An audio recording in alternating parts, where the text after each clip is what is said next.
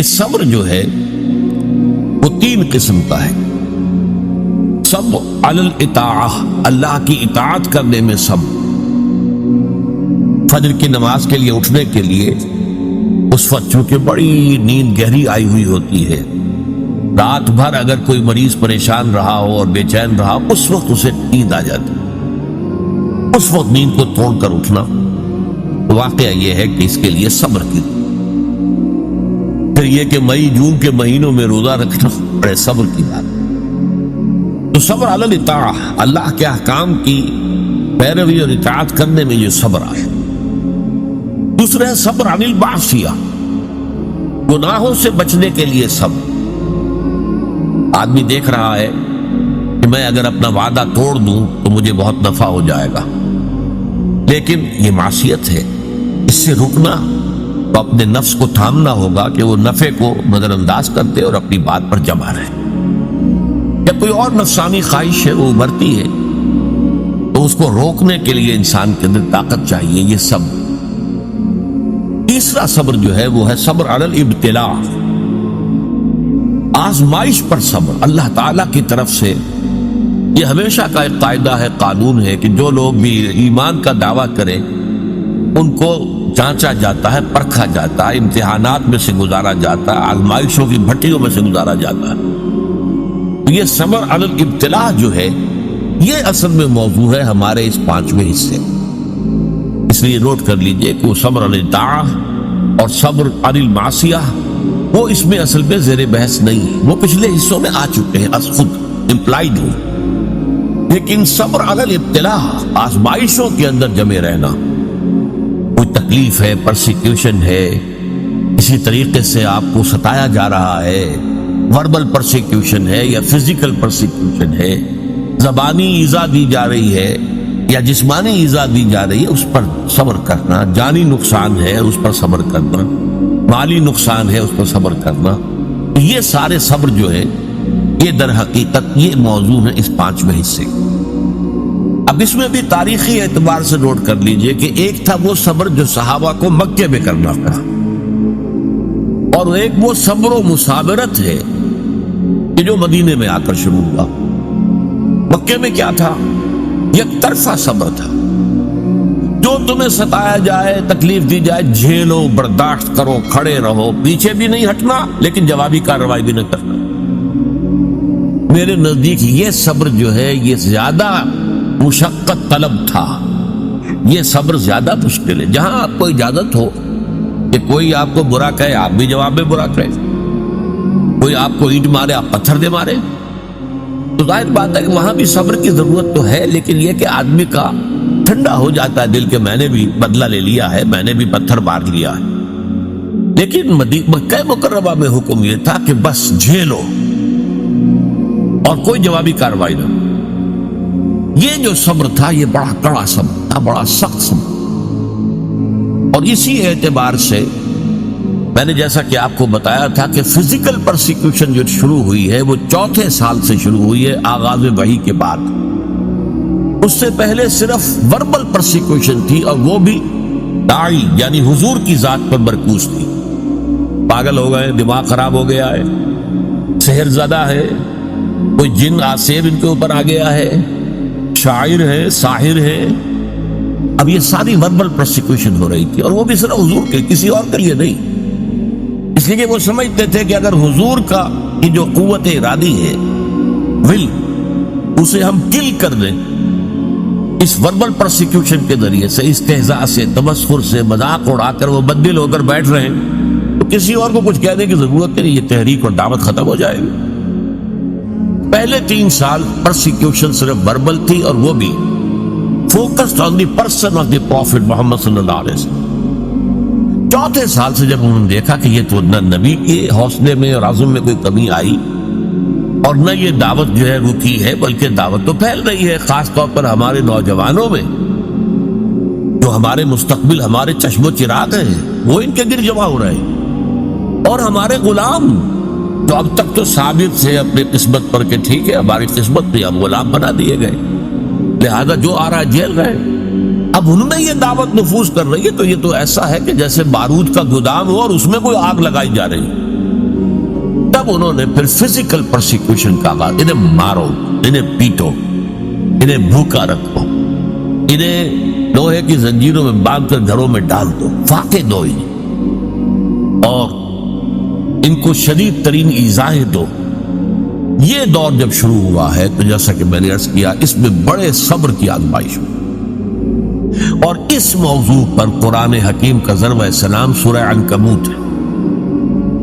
سورہ عنکبوت کا پہلا رکوع آیات 13 ہیں، اگرچہ اس میں ایک آیت جو ہے تو الف لام میم حروف مقطعات کی ہے، باقی 12 آیات قرآن مجید میں صبر علی الابتلاء کا جامع ترین مقام، اس پر ہم نے پوری تفصیل سے گفتگو۔ اس کے بعد کے جو 6 رکوع ہیں ان کو 2 حصوں میں تقسیم کیا جا سکتا ہے۔ پہلے 3 حصوں میں گفتگو یہ ہے کہ زیادہ تر مشرکین سے ہو رہی ہے، ظاہر بات ہے کہ مکی صورتوں میں وہ مضمون تو جاری رہے گا، اور اس میں یہ ہے کہ پچھلے انبیاء کی کہانیاں جو ہیں، ان کے داستانیں، ان کے حالات و واقعات بیان کیے جا رہے ہیں، تاکہ ایک طرف انہیں یقین آ جائے کہ ان کا انجام بھی وہی ہوگا، اور ایک طرف اہل ایمان کے دل کو تسلی ہو کہ بالآخر فتح جو ہے اہل ایمان کی ہو۔ یہ 3 رکوع ان دونوں پر مشتمل ہے، اگرچہ اس میں 2 باتیں بڑی بنیادی صبر کے ضمن میں بہت ہی بنیادی اہمیت کی آئی ہیں، وہ میں نے نوٹ کروائی تھی آپ کو۔ نمبر 1 یہ کہ یہ جو لوگ توحید کو چھوڑ کر کچھ تانے بانے بناتے ہیں اپنے عقائد اور اعمال کے، یہ ان کی مثال ایسی ہے کہ جیسے مکڑی بھی ایک جالا تن لیتی ہے، تانا بانا تو اس کا بھی ہے، جالا ہے، اس کا گھر ہے، تو ان کی مثال ہے کہ مثل العنکبوت اتخذت بیتا، وہ بھی ایک گھر بناتی ہے، وَإِنَّ أَوْهَنَ الْبُيُوتِ لَبَيْتُ الْعَنكَبُوتِ، حالانکہ معلوم ہے کہ تمام گھروں میں سب سے زیادہ کمزور گھر جو ہے وہ مکڑی کا گھر ہے۔ تو ان کے یہ تانے بانے بے بنیاد ہیں، غیر معقول ہیں، نہ فطرت میں بنیاد ہے نہ عقل میں بنیاد۔ ذرا سی آپ اس کا تجزیہ کریں گے تو معلوم ہو جائے گا کہ بے بنیاد ہے، بے اصل ہے، ان کی کوئی حیثیت ہی نہیں۔ اور دوسری مثال بہترین دی تھی، اور وہ یہ کہ حق کے منکشف ہونے کے باوجود جو لوگ باطل پر اڑے رہتے ہیں، ان میں بڑی تعداد ایسے لوگوں کی ہوتی ہے جو صرف اپنے تعلقات کی بنا پر وہیں پہ جمے رہتے ہیں۔ کیا کریں، اگر ہم بدل لیں گے بات تو ٹھیک ہے، لیکن ہم نئی بات قبول کریں گے تو اپنے خاندان والوں سے کٹ جائیں گے، اپنے رشتہ داروں سے کٹ جائیں گے۔ کوئی جماعت ہے اس میں ہم شریک ہیں، لیکن اتنے سال ہو گئے، ہمیں 50 برس ہو گئے، ہماری رشتہ داریاں اسی جماعت میں ہو گئی ہیں، ہمارے کاروباری اتحاد وہی ہے، اب اس جماعت کو چھوڑ کر ہم کیسے جو ہیں پنپے کے کیسے؟ اس لیے کہا گیا ہے کہ ان کی مثال کیا ہے، ان کا معاملہ یہ ہے کہ مودۃ بینکم فی الحیات الدنیا، تم باطل پر اڑے ہوئے ہو صرف اپنی دنیاوی جو زندگی ہے اس کے محبتوں اور تعلقات کی وجہ سے۔ یہ نہیں ہے کہ تم اس پر مطمئن ہو، کنونسڈ ہو، حقیقت تم پر منکشف ہو چکی ہے، یہ بات صحیح نہیں ہے، ہم غلط راستے پر جا رہے ہیں۔ لیکن مودۃ بینکم فی الحیات الدنیا یہ چیز ہے جو تمہیں روکے ہوئی ہے، آپ اس کو چھوڑ نہیں سکتے۔ آخری 3 رکوع جو ہیں وہ میں نے عرض کیا تھا کہ یہ 3 رکوع در حقیقت اس میں 2 مضامین جو ہیں ان کو لپیٹ دیا گیا ہے، بٹ دیا گیا ہے۔ ان میں سے ایک مضمون ہے وہی اہل ایمان سے خطاب، کہ آزمائش کے وقت کیا چیزیں ہیں جو تمہیں قائم رکھیں گی، تمہیں طاقت کس سے حاصل ہے، صبر کی بنیاد کن چیزوں پر قائم۔ تو اس میں ہم نے دیکھا کہ 21ویں پارے کی جو پہلی آیات ہے نہایت جامع ذکر کی اہمیت، اتل ما اوحی الیک من الکتاب واقم الصلاۃ ان الصلاۃ تنہی عن الفحشاء والمنکر ولذکر اللہ اکبر۔ پھر یہ بھی فرمایا گیا کہ اہل کتاب کے ساتھ جو ہے، ان کے ساتھ جو ہے مجادلہ کرو، لیکن بڑے اچھے اسلوب سے، مشترک بات تلاش کرو اور وہاں سے بات شروع۔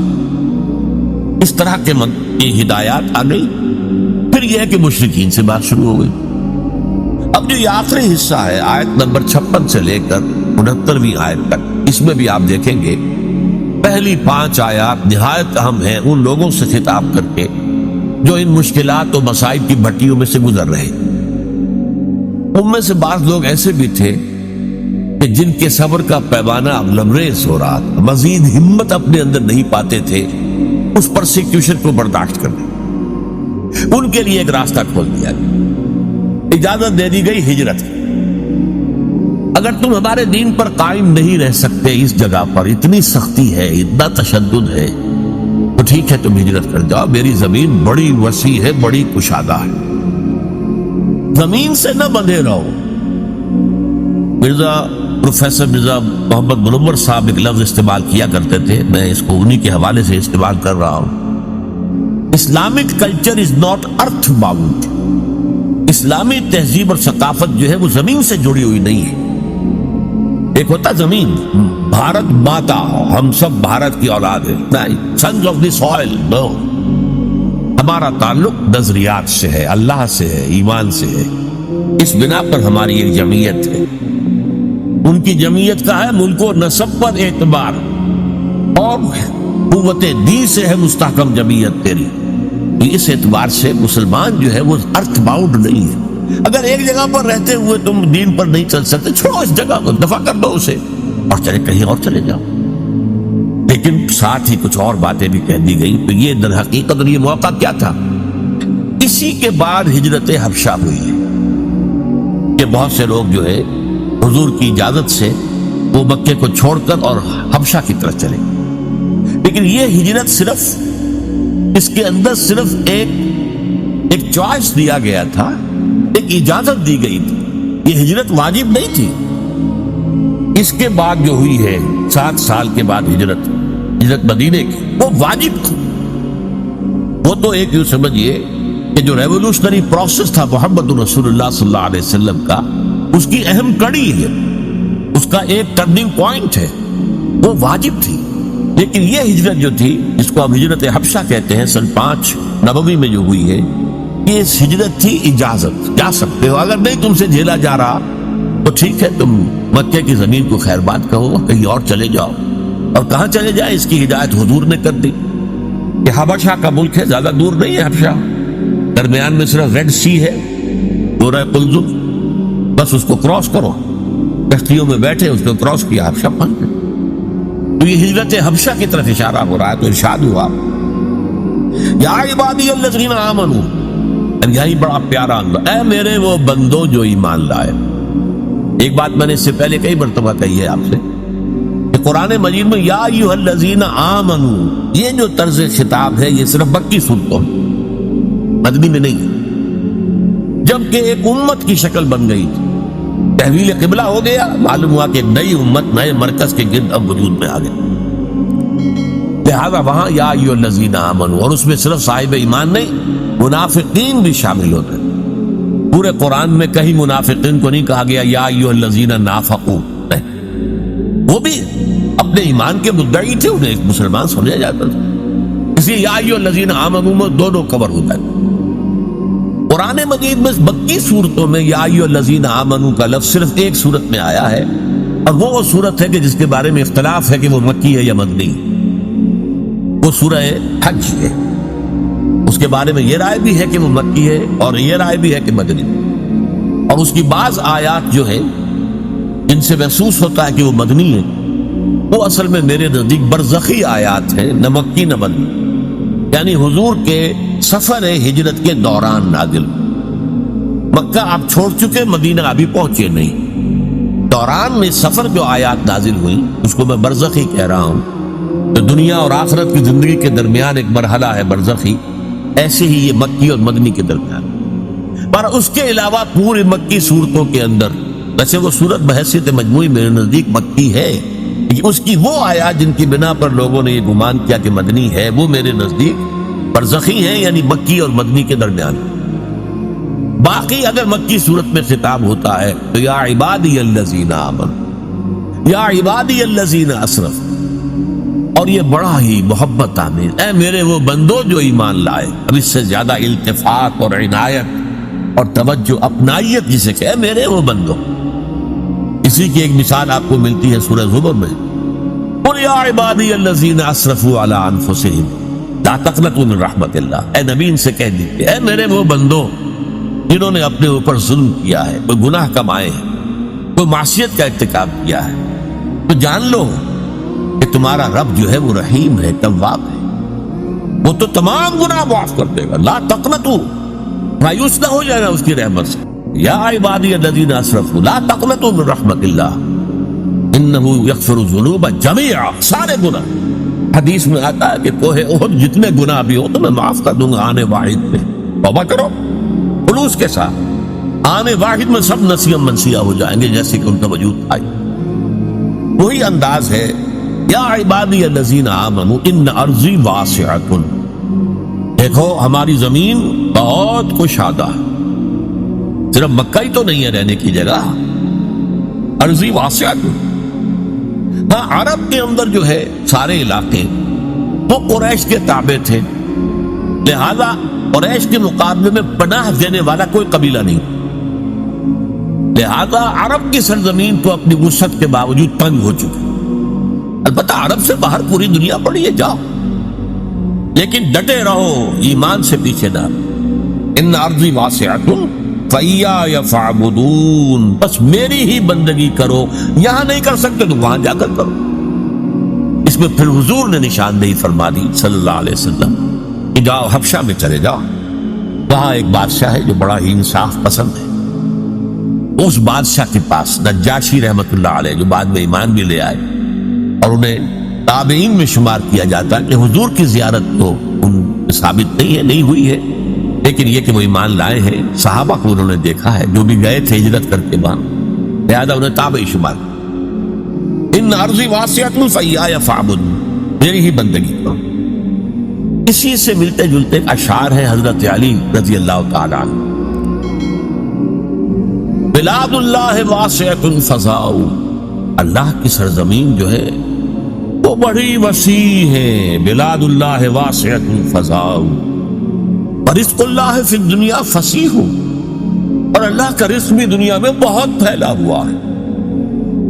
فقل لقائل القاعدین علی ہوان، تو ذرا جو لوگ بے عزتی بے غیرتی کی وجہ سے بھی رہ رہے ہیں کسی جگہ، ایک جگہ رہ رہے ہیں اگرچہ بے عزتی ہو رہی ہے، توہین ہو رہی ہے، اہانت ہو رہی ہے، ان کی حمیت کو کچلا جا رہا ہے۔ فقل للقاعدین علی ہوان، اس توہین آمیز روش کے باوجود جو وہاں بیٹھے ہوئے ہیں ان سے کہہ دو، فَقُلْ لِلْقَاعِدِينَ عَلَىٰ هَوَانٍ إِذَا ضَاقَتْ بِكُمْ أَرْضٌ فَصِيحُوا، اگر کوئی ایک زمین تم پر تنگ پڑ جائے تو چھوڑو اس کو، کہیں اور چلے گا، اپنی عزت نفس کی حفاظت۔ اور یہاں معاملہ ایمان کا ہے، اپنے ایمان کی حفاظت۔ تو یا عبادی الذین آمنوا ان ارضی واسعۃ فإیایا فاعبدون کل نفس ذائقۃ الموت ثم الینا ترجعون۔ اب اس میں دوسرا رخ بھی آ گیا، دیکھو یہاں کے تشدد سے آخری اندیشہ اسی کا ہے نہ کہ وہ تمہیں قتل کرتے ہیں، لیکن سوچ لو اگر ابھی تم قتل سے بچ جاؤ گے تو کیا موت سے بچے رہو گے؟ موت تو آنی ہے، آج نہیں تو کل، کل نہیں تو پرسوں۔ لہذا یہ اجازت تھی، کیونکہ صرف یہ کوئی حکم نہیں تھا ہجرت کا، اجازت تھی، اور اس اجازت کے اندر یہ چیز امپلائڈ تھی کہ جس کی ہمت جواب دے رہی ہو، اس میں مزید جھیلنے کی جو ہے برداشت کرنے کی ہمت نہ اپنے اندر پائے، وہ چلا جائے۔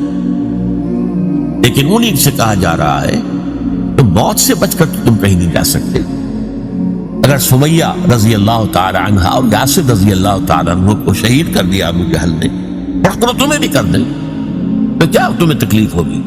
سیدھے جنت میں جاؤ، حساب کتاب کا انتظار نہیں ہوگا، یوم قیامت کا بھی انتظار نہیں۔ باقی لوگ بڑے سے بڑا ولی اللہ ہو وہ بھی جنت میں داخل ہوگا قیامت کے بعد، حساب کتاب کے بعد، اور تم تو جاؤ گے فوراً جنت کے اندر۔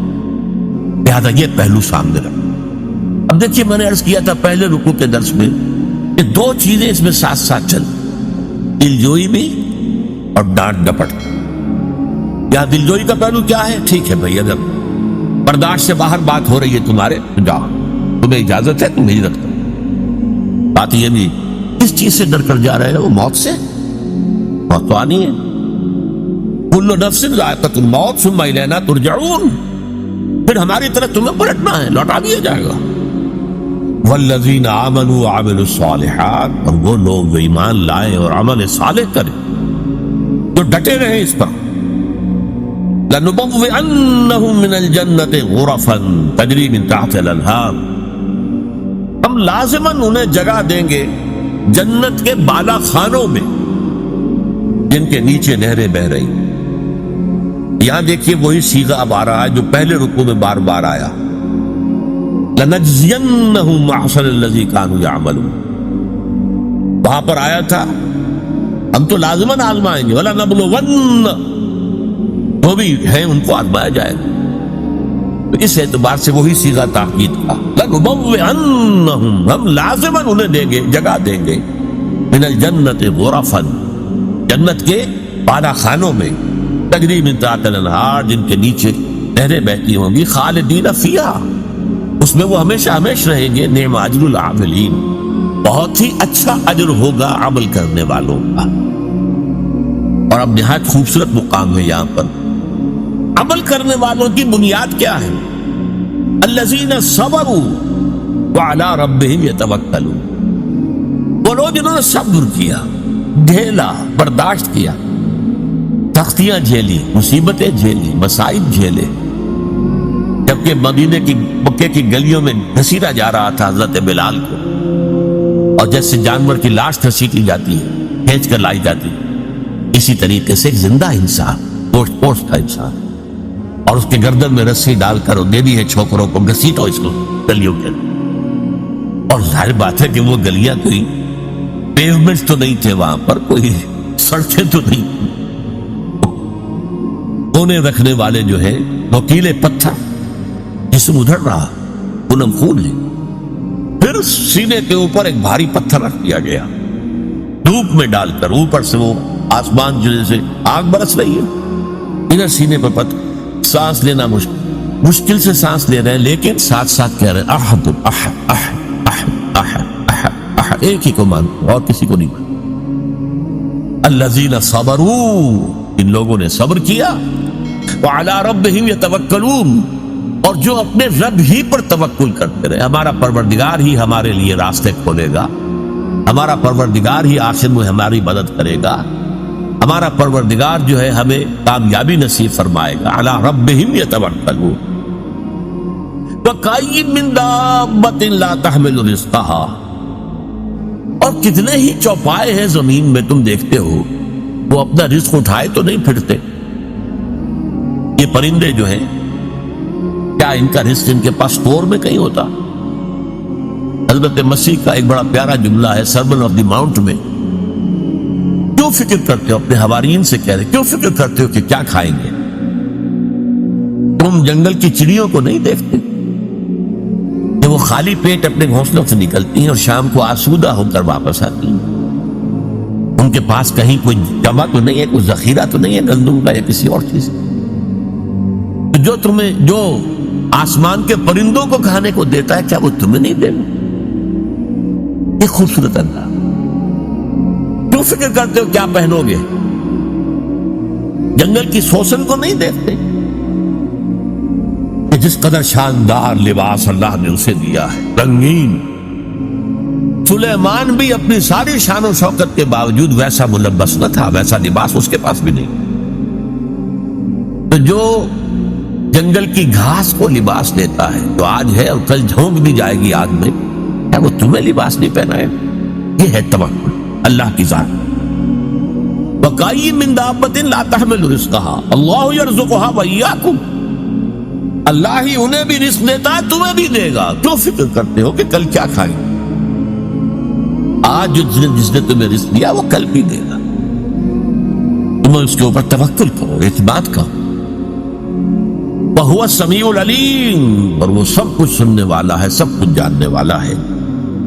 ये 5 आयात भी यूं समझिए कि इस सब्र के मौजू पर, जो सब्र के उस वक्त मक्की दौर में था, एक तरफा सब्र, एक है 2 तरफा सब्र, वो आएगा मदनी सूरतों में जब हम पढ़ेंगे, सूरह बकरा, सूरह आल इमरान। लेकिन ये है एक तरफा सब्र, जो आए झेलो, बर्दाश्त करो, लेकिन कोई जवाबी कार्रवाई नहीं करता। इस सब्र के लिए जो हिदायत दी गई सूरह अनकबूत के आखिरी 3 रुकू जो है उन्हीं पर मुश्तमिल है, और उनमें से ये 5 आयत जो अभी हमने पढ़ी है निहायत अहम है, निहायत जान। अगर आपको हमारी वीडियो अच्छी लगी तो हमारे चैनल को सब्सक्राइब जरूर करें।